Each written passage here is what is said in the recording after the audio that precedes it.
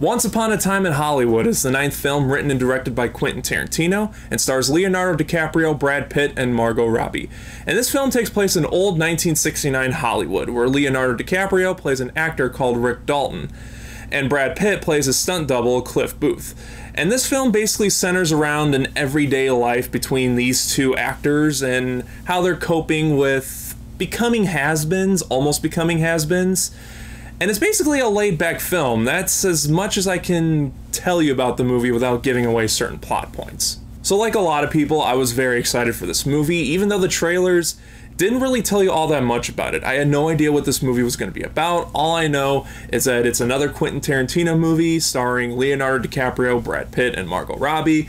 They're a handful of my favorite actors working today, so obviously I was excited to see this movie. But again, I didn't know what to expect with this movie because the trailers didn't really give anything away. It didn't really tell you all that much. And leaving the movie, though I really like this movie, it's not really Tarantino's best film, I would say. There's a lot to love about this movie, and then there's just some questionable stuff. I wouldn't really say bad, just kind of questionable, but let's get into what I really liked first. These performances are absolutely incredible. I loved all the performances in this movie, and that's why I think you go to see this movie. I think that's why so many people were looking forward to seeing this movie. Because not only is it one of the best directors working today making this movie, but he's really good with actors, and they've got a group of some of the best actors working today in this movie. So the performances are solid and on point. There hasn't been a single person in this movie that felt a little weak. Everyone was strong. Everyone brought their A game, and that's by far my favorite part of this movie. And I love the feel and the tone of old 1969 Hollywood in this movie. It's beautifully created, and it's a warm, cozy feeling. In fact, for this entire movie, that's what I would say about this movie. That's the one word I would give is that it's a cozy type movie. You know, this is one of those movies where a cold night, you just bundle up in a blanket and put on Once Upon a Time in Hollywood. It's an easy watch. And while no movie has without its flaws, although I see it as a cozy type, relaxing type movie, a lot of people I think would view this movie as pretty boring and really slow. In fact, my biggest issue with the movie is that second half does drag a little bit, and it's very slow. You know, I really like the first act because, you know, we're setting up this world, you know, 1969 Hollywood, and we're setting up these characters. But then when it starts to get to the second half, it was almost like I was thinking to myself, where are we going? What's going on with this? The second act definitely struggles with what direction it wants to go and what it wants to show, because there's easily some stuff that I feel like could have been taken out and you really wouldn't miss a whole lot. And for some people, that could be a major problem and could turn them off from the movie.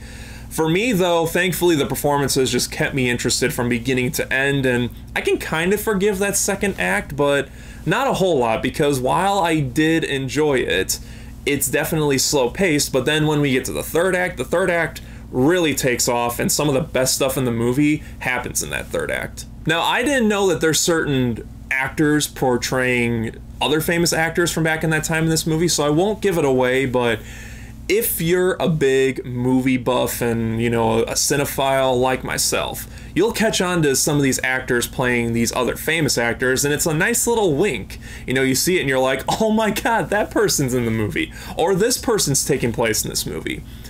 Though some of it, I might say, is like questionable, because, you know, they're in the movie, but then they don't really do all that much. For instance, Margot Robbie's character, she was heavily advertised in this movie, and though she's good in the movie, she's really good in the movie, she doesn't really have that much of a purpose in the movie. I don't know if she was in the movie because they wanted a famous actress who was in that time to be in the movie.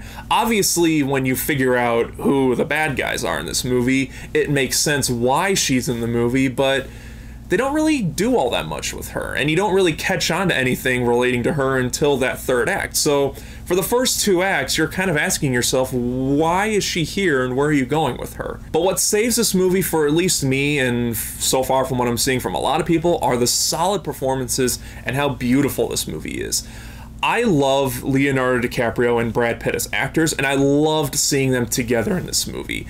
I would love to see more movies with these two in the starring role. It can be literally a movie of them just taking a dump, right? You know, like they're both in 2 separate stalls and they're just talking to each other, taking a dump, and I'll watch it because I love them as actors and they're very interesting in this movie. They have a great chemistry, and that's one of the biggest highlights, if not the biggest highlight of the movie. So the movie isn't without its flaws. It definitely has some stuff that I wouldn't necessarily call bad, just either questionable or could have been taken out in general. But like I said, it's the performances and the look of this movie that's going to drag me back into it, and hopefully it's going to catch a lot of people's attention with it. I don't know how it would be rewatching it. You know, this is a movie I would definitely want to revisit to see if maybe I'll like it just a little bit more the second time around. Nevertheless, it's kind of all over the place, but I did really like the movie. That's the main thing. I really like this movie. I love the performances. I'm definitely going to be checking this one again. And I was going to give this rating a wait for Redbox, but I love those performances so much that this movie, for me at least, is going to be a moderate Blu-ray purchase. I'm definitely going to pick up the Blu-ray. Though I would say you don't really have to rush out and go see this movie in theaters. At least I don't think, unless you're a big movie fan or a Tarantino fan. Then yeah, go check it out. But for a casual moviegoer, you could probably wait for this one. Though it's a little bit above wait for the Redbox, if that makes any sense. So if you've guys seen Once Upon a Time in Hollywood, let me know what you thought about it in the comment section. And what's your favorite Quentin Tarantino movie? That's a tough one for me to pick. It's either Django Unchained or The Hateful Eight. I love Kill Bill and Kill Bill 2. You know, those movies are of course classics, but I like Django and Hateful Eight just a little bit more. So whatever your thoughts on everything is, let me know in the comment section. And one more quick little question.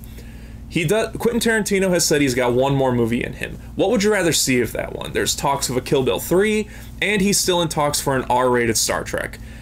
I would love to see an R-rated Star Trek, but a Kill Bill 3 would be pretty cool, although I felt Kill Bill ended perfectly fine. For me, it would be an R-rated Star Trek movie. And as always, thank you so much for watching. If you like this video, hit the like button. If you're not subscribed, click right here, and I will see you guys next time.